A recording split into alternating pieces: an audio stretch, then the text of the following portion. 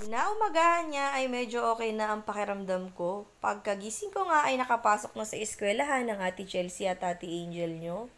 At maaga nga rin palang umalis ang Daddy Gerson nyo dahil may trabaho siya ngayon. Mabuti na nga lang kahit papano ay nagkakaschedule na ulit siya ng work ngayon.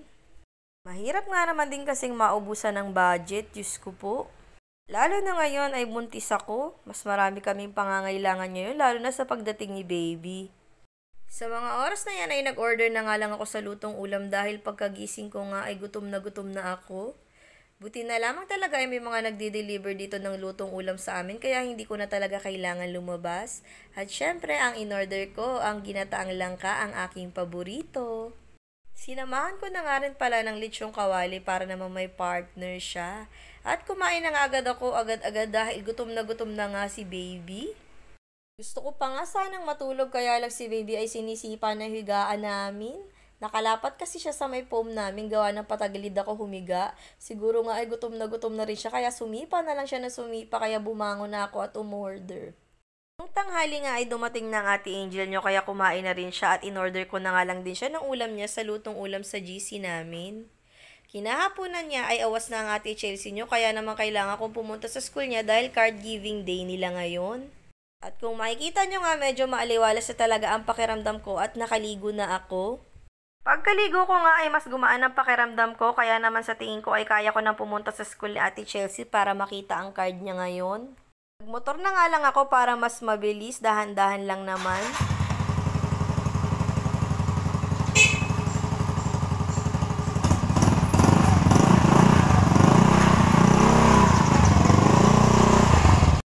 Malapit lang naman din dito sa amin ng school na Ate Chelsea nyo. Nagkotse nga pala ang Daddy Gerson nyo sa trabaho niya kaya naman nagamit ko itong motor niya. Medyo naiinip din kasi ako mag-abang ng tricycle kaya minabuti ko nalang gamitin yung motor ng Daddy Gerson nyo. At heto na nga mga person na andito na nga ako sa school ni Ate Chelsea nyo. Nakasabay ko pa nga sa pagpasok ko dito sa gate yung nagsiservice sa Ate Chelsea nyo kapag wala ang Daddy Gerson nyo. Kapitbahay lang naman namin siya. Kaya nga lang kahit kapitbahay nga namin siya ay halos hindi naman kami parating nagkikita. Papaano ba naman kasi ay hindi nga ako masyadong lumalabas ng aming bahay. So andito na nga pala ako malapit sa classroom ng Ate Chelsea nyo at natatanaw ko na siya dito sa may bintana. Ang batang ito ay ngisi-ngisi dahil natuwa nga siya at nakapunta ako dito sa school niya ngayon. Kaya naman lumabas na siya agad para salubungin ako. Akala niya nga kasi ay hindi ako ang makakapagkuha ng card niya. Akala niya utusan ko na lamang ang Ate Angel niya.